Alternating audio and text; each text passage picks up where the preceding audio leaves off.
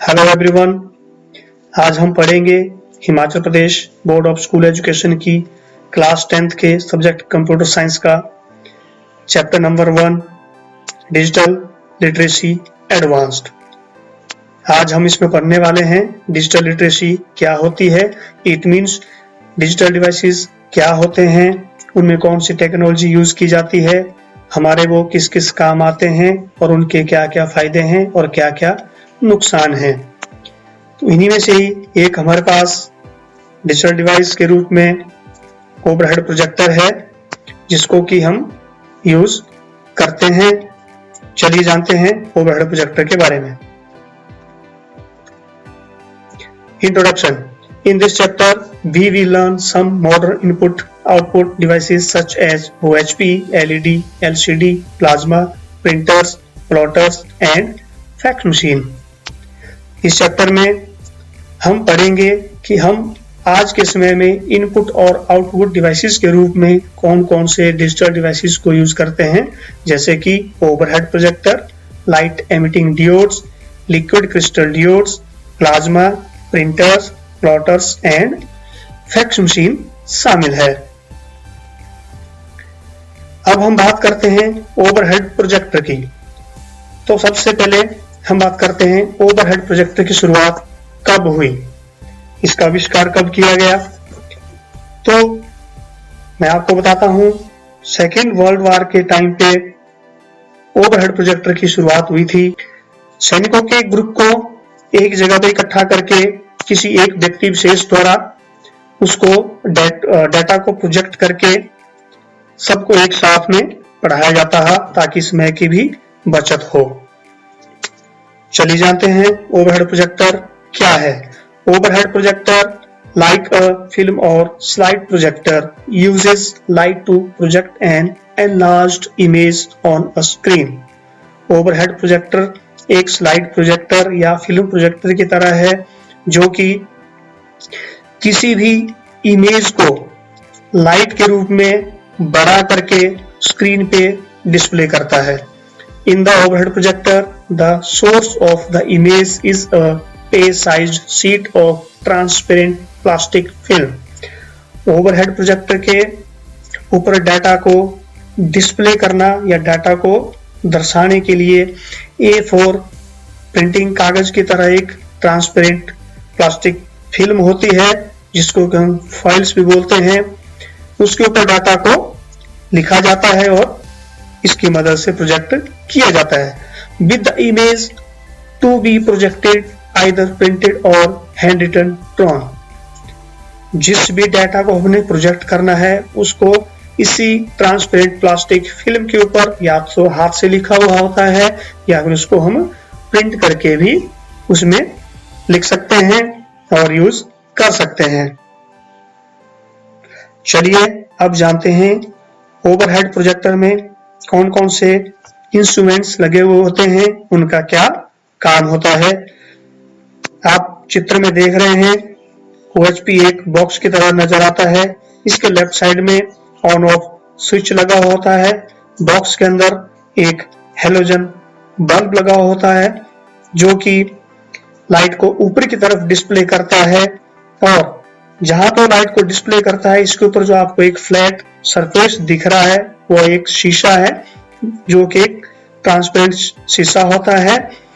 उसकी मदद से जो ट्रांसपेरेंसी शीट इसके ऊपर रखी जाती है, हेलोजन की लाइट से वो चीज रिफ्लेक्ट होके ऊपर जो फ्रेंसल लेंस लगा हुआ है उस पे हिट होती है। वहां से इसको रीडायरेक्ट करके किसी भी हार्ड सरफेस पे जहां हमने फ्रेंसल लेंस के डिस्प्ले को सेट किया होता है, या पर्दा भी हो सकता है, दीवार भी हो सकती है, उस पे डिस्प्ले करता है। तो इस फ्रेंसल लेंस को हम ऊपर नीचे एडजस्ट कर सकते हैं जिसके लिए राइट साइड में एक नोब हैंडल लगा हुआ है जिसको कि हम यूज करके फ्रेंसल लेंस को हमारी जो दीवार है या जिस पर्दे के ऊपर हम प्रोजेक्ट को दिखाना चाहते हैं उस पे एडजस्ट अपने हिसाब से कर सकते हैं क्लास की सहूलियत के लिए। तो इसके अंदर जो ट्रांसपेरेंसी शीट जो यूज होती है उनको हम दोबारा से यूज कर सकते हैं उनको हम दोबारा से लिख सकते हैं, लिखा हुआ उस पे है उसको मिटा सकते हैं। लेकिन कभी कभी क्या होता है, हेलोजन बल्ब की जो लाइट है वो ज्यादा होती है, उससे हीट पैदा होती है और ट्रांसपेरेंसी जो शीट है, हमारी जो फिल्म है, जो प्लास्टिक फिल्म है, वो कभी कभी ओवरहीट होने की वजह से खराब हो जाती है, इसमें चिपक जाती है, जिसको हम दोबारा यूज नहीं कर पाते। उसके बाद इसके अंदर एक कूलिंग फैन लगा हुआ होता है, जो कि हेलोजन बल्ब की वजह से होने वाली जो ओवरहीट होती है उसको कूल करने के लिए होता है। अब हम बात करते हैं ओवरहेड प्रोजेक्टर को कैसे हैंडल किया जाना चाहिए। Place the overhead to your right if you are right-handed and to your left if you are left-handed। Overhead projector को हम किसी भी हार्ड सरफेस के ऊपर इस तरह से सेट करते हैं। अगर हम राइट हैंडेड हैं तो उस तरह से करेंगे, लेफ्ट हैंडेड हैं तो उस तरह से करेंगे। This will make it easier for you to face your audience and write if you need to. हम इसको इस तरह से सेट करते हैं कि हमारे जो ऑडियंस है उनको भी कोई परेशानी ना हो, उनको भी प्रोजेक्शन सही तरीके से दिखाई दे और हम भी जो प्रोजेक्ट करना चाहते हैं उसको प्रॉपरली लिखकर या ट्रांसपेरेंसी शीट की मदद के द्वारा उसको आसानी से डिस्प्ले कर पाए। Place overhead projector on a table low enough so it does not block you और द स्क्रीन। हम OHP को टेबल के ऊपर इस तरह से सेट करेंगे कि वो हमें भी ब्लॉक ना कर पाए और हमारे ऑडियंस को भी ब्लॉक ना कर पाए। इट मींस हमारा जो प्रोजेक्शन वर्क है वो प्रॉपरली हो पाए। थर्ड पॉइंट है place your screen on a diagonal instead of directly behind you. This will ensure that you do not block the view for your audience. इसमें भी वही बात है कि हम उसको इस तरह से सेट करेंगे ताकि हमारी ऑडियंस भी डिस्टर्ब ना हो, उनको प्रॉपरली प्रोजेक्शन दिखाई दे और हम भी अपना काम सही ढंग से कर पाए जो भी हमने उनको दर्शाना है। नेक्स्ट पॉइंट है tape the power cord to the floor to project you or someone else from tripping. हम इसकी जो पावर केबल है उसको इस तरह से रखेंगे ताकि उसकी वजह से भी कोई बीच में वो ऑब्स्टेकल का काम ना करे या हमें उसकी वजह से कोई भी दिक्कत ना आए। Store your overhead transparencies in a sturdy box or container so they will stay clean and protected for the next time you need them। जैसा मैंने पहले बताया, हम ट्रांसपेरेंसी शीट्स को या उन फिल्म्स को बार बार यूज कर सकते हैं, उसमें जो लिखा हुआ उसको आसानी से मिटा सकते हैं और दोबारा से लिख के हम उनको यूज कर सकते हैं। तो हम उनको इस तरह से स्टोर करें ताकि हम इन फ्यूचर उनको दोबारा से यूज कर पाए। It is strongly recommended to allow projector to cool before moving it। सबसे ज्यादा ध्यान में रखने वाली बात OHP को हैंडल करते समय यह है कि जैसे हम उसका यूज करने के बाद उसको स्विच ऑफ करते हैं तो हम एकदम उसको कहीं भी मूव ना करें, क्योंकि जैसा मैंने आपको पहले बताया कि हेलोजन की जो लाइट होती है वो हमारे प्रोजेक्टर को या उसके अंदर जो लगे हुए डिवाइसेस हैं उनको ओवरहीट कर देती है, जिसकी वजह से वो खराब भी हो सकता है अगर हम उसको तुरंत उसी समय एक जगह से दूसरी जगह कहीं मूव करते हैं। चलिए अब जानते हैं एडवांटेजेस ऑफ OHP। OHP के क्या क्या फायदे हैं। OHP is simple to use and not require special arrangements।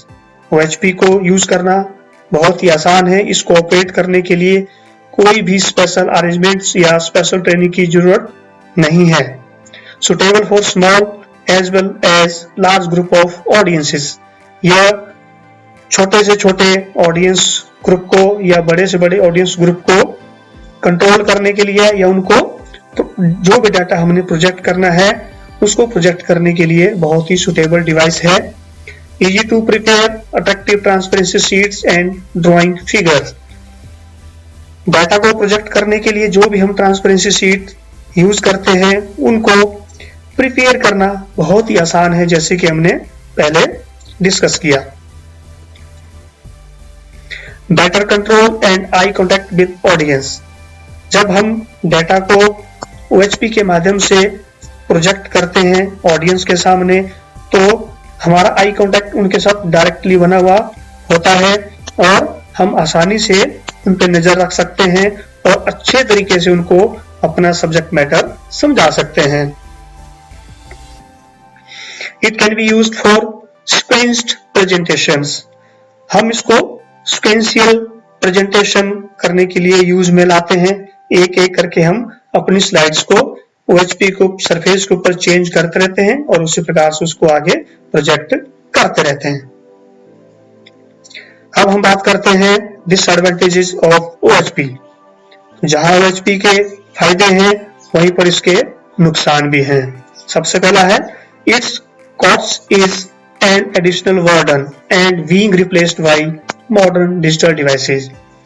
ये अपने समय में काफी प्रसिद्ध प्रोजेक्टर रहा है, जिसके कारण से ये काफी महंगा भी साबित होता रहा है।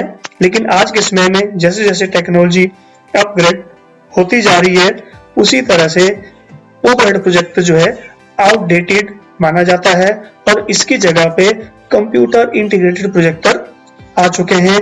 अब हम OHP की जगह कंप्यूटर इंटीग्रेटेड प्रोजेक्टर्स को यूज करते हैं।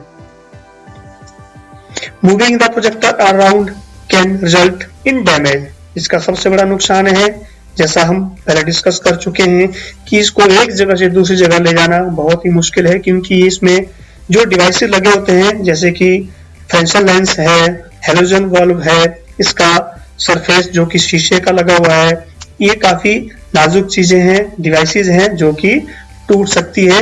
और जब ये यूज करने के बाद हम इसको स्विच ऑफ करते हैं और एकदम से इसको हम एक जगह से दूसरी जगह मूव करते हैं, तो उसमें डैमेज होने का खतरा रहता है। Professionally prepared transparencies can not be easily modified and sometimes become overheated and get damaged. जैसा हम पहले डिस्कस कर चुके हैं कि ओवरहेड प्रोजेक्टर में जो हम ट्रांसपेरेंसी फिल्म्स यूज करते हैं वो हैलोजन की लाइट की वजह से कभी कभी ओवरहीट हो जाती हैं, जिसकी वजह से हम उनको दोबारा यूज नहीं कर पाते हैं। और ये ट्रांसपेरेंसी शीट जो है, जिनको हम डाटा को प्रोजेक्ट करने के लिए तैयार जब करते हैं, तो इनको प्रिपेयर करना थोड़ा सा मुश्किल भी है, खासकर प्रोफेशनली डाटा को। ये था ओवरहेड प्रोजेक्टर। आज हमने ओवरहेड प्रोजेक्टर के बारे में पढ़ा, ये कैसे काम करता है, इसमें क्या क्या डिवाइसेस लगे होते हैं, इसके फायदे क्या क्या हैं, नुकसान क्या क्या हैं और ये किस टेक्नोलॉजी पे काम करता है। आशा है आप सबको ये समझ आ गया होगा। धन्यवाद।